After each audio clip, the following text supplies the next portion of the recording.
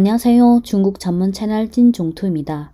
중국 과잉 생산설 시리즈 지금까지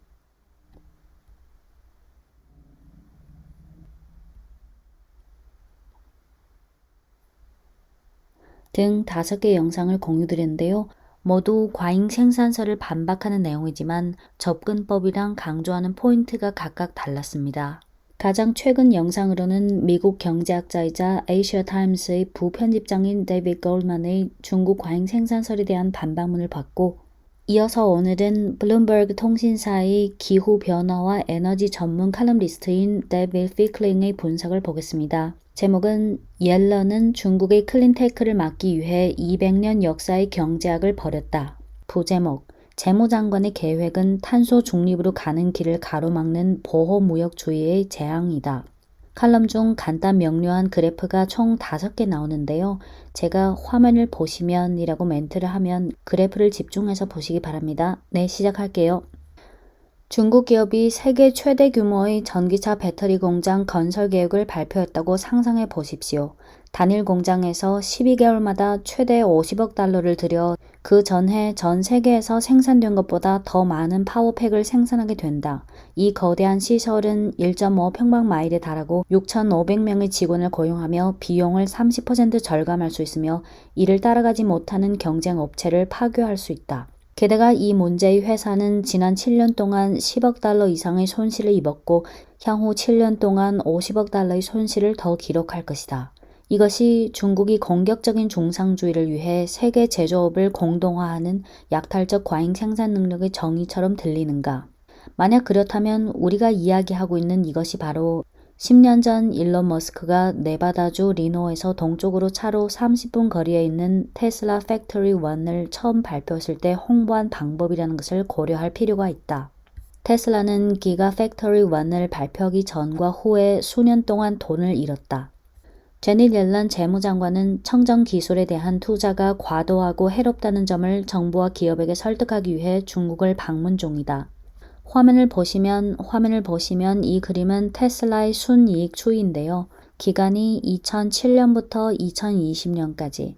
테슬라는 기가 팩토리 1 발표 전과 후에 수년간 손실을 입었습니다.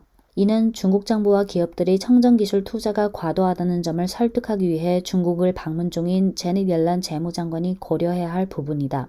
옐런 장관은 이날 중국 광저우 주재 미국 상공회의소 연설에서 정부의 지원은 현재 세계 시장뿐만 아니라 중국의 내수를 크게 초과하는 생산 능력으로 이어지고 있다라고 말했다.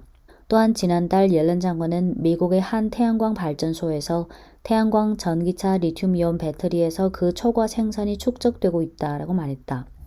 잠깐 뒤로 물러서서 생각해보면 옐런이 제안한 정책의 변화는 주목할 만하다. 현존하는 가장 저명한 경제학자 중 한 명이 200년 이상의 역사를 가진 경제학의 가장 기본적인 원리 중 하나인 비교 우위를 거부하고 있다.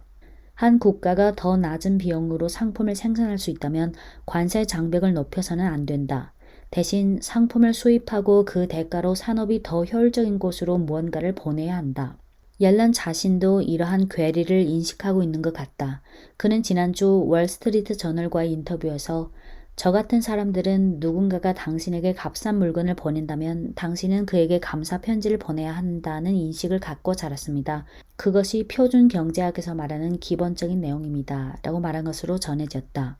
하지만 그는 또 나는 다시는 감사 편지를 보내라 라고 말하지 않을 것입니다. 라고 말했다.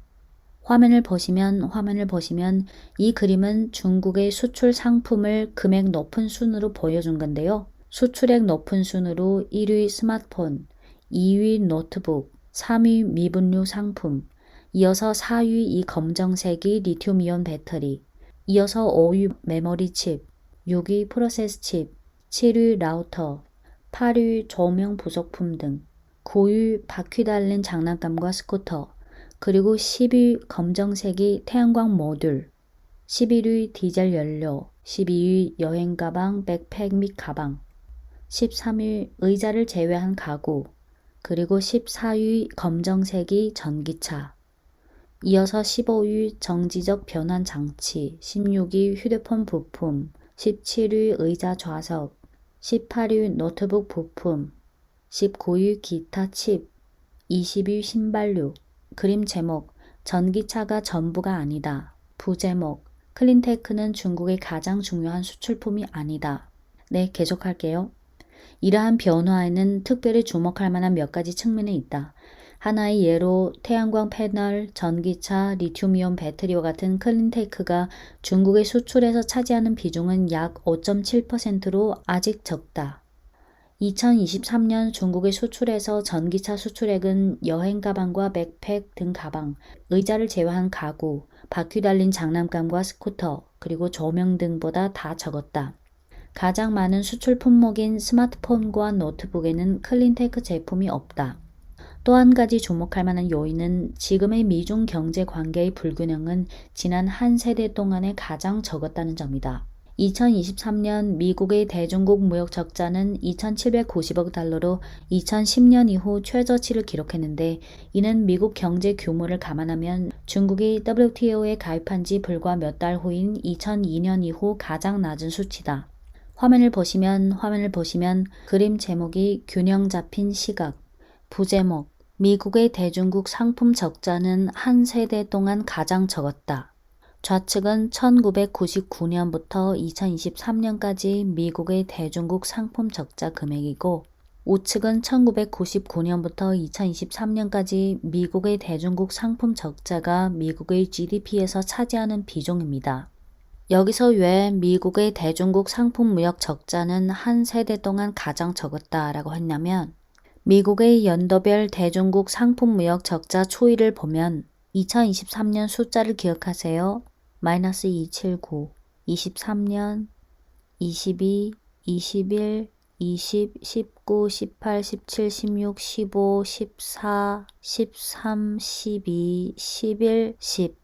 그러니까 2011년부터 2023년까지 미국의 대중국 상품 무역 적자가 가장 적은 해가 2023년이에요. 그래서 부제목에서 그렇게 말한 겁니다. 네, 계속할게요.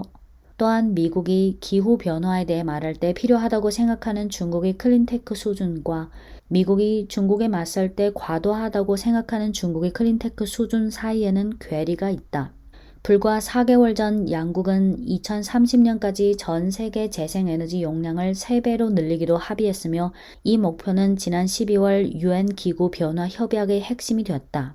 일반적으로 주요 제조 시설이 계획에서 완전 가동까지 최소 3년에서 4년이 걸리는데, 과거에 발표가 있었던 많은 공장이 아예 지어지지도 않았다는 사실을 기억한다면 전 세계가 공급 과잉이라고 주장하기에는 어렵다. 만약 우리가 탄소 중립 경제로 전환하려면 급속한 기술 전환으로 인해 향후 몇 년 많은 생산 라인이 폐쇄될 가능성이 높은 전기차와 어느 정도의 태양광 패널 분야에서만 전 세계가 필요로 하는 것보다 앞서 실행할 수 있는 그런 생산 능력이 요구된다. 리튬이온 배터리의 경우 우리는 여전히 목표치를 밑돌고 있다. 클린테크 분야인 풍력 발전은 터빈의 거대한 크기 때문에 수출이 가장 어렵다. 결과적으로 풍력 발전 분야에서 만약 야심찬 중국 기업들이 투자 계획이 없었다면 세계는 어떤 상황에 놓여졌을까? 중국 기업들이 야심찬 투자 계획이 없었다면 세계는 풍력 발전이 턱없이 부족했을 거다. 화면을 보시면 그림 제목이 탄소 중립을 향한 여정, 부제목, 세계가 탄소 중립을 달성하기 위한 필요한 양에 비해 클린테크 생산 능력의 성장은 과도하지 않다. 위에서부터 전기차, 태양광 패널, 리튬이온 배터리, 풍력 발전, 파란색이 2030년 목표치 대비 2023년의 매출액이고, 검정이 2030년 목표치 대비 2025년의 생산 능력입니다.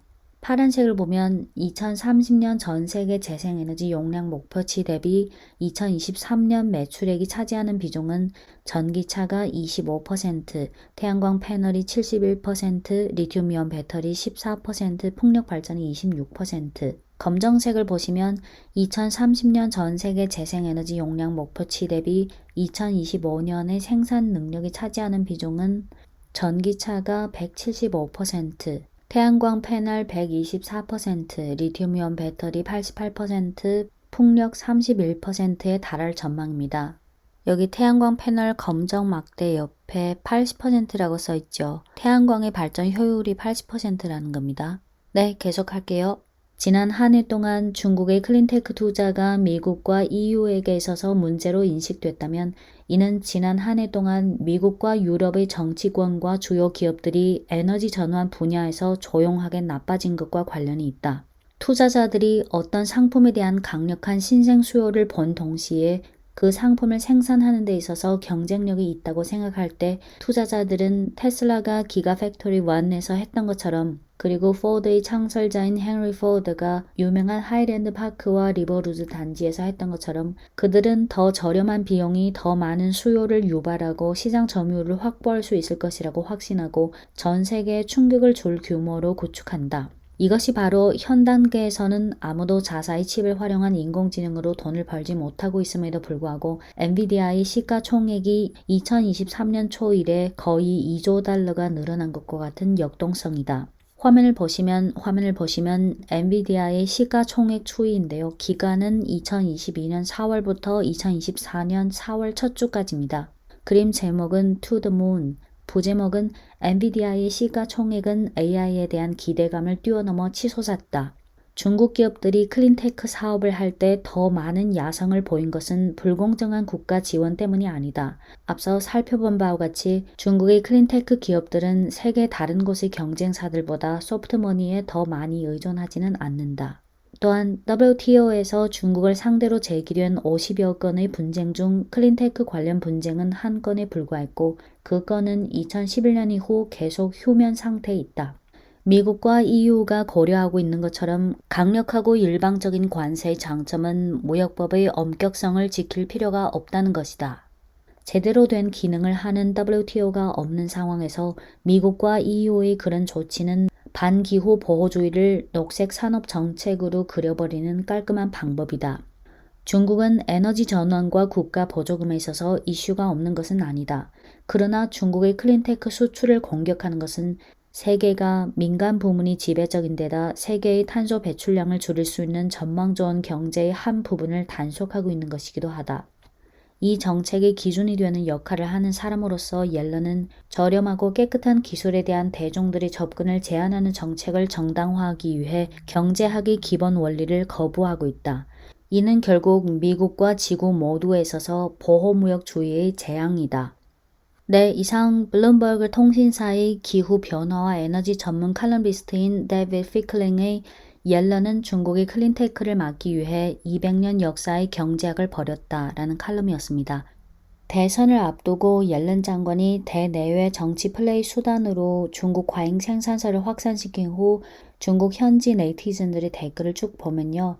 예를 들어 미국은 달러 과잉이다, 국채 과잉이다, 무기 과잉이다, 전쟁 과잉이다, 또 제재 과잉이다, 총기 과잉, 마약 과잉, 그리고 이종잣대 과잉 등등이 있었습니다. 네, 이상 찐중투였습니다.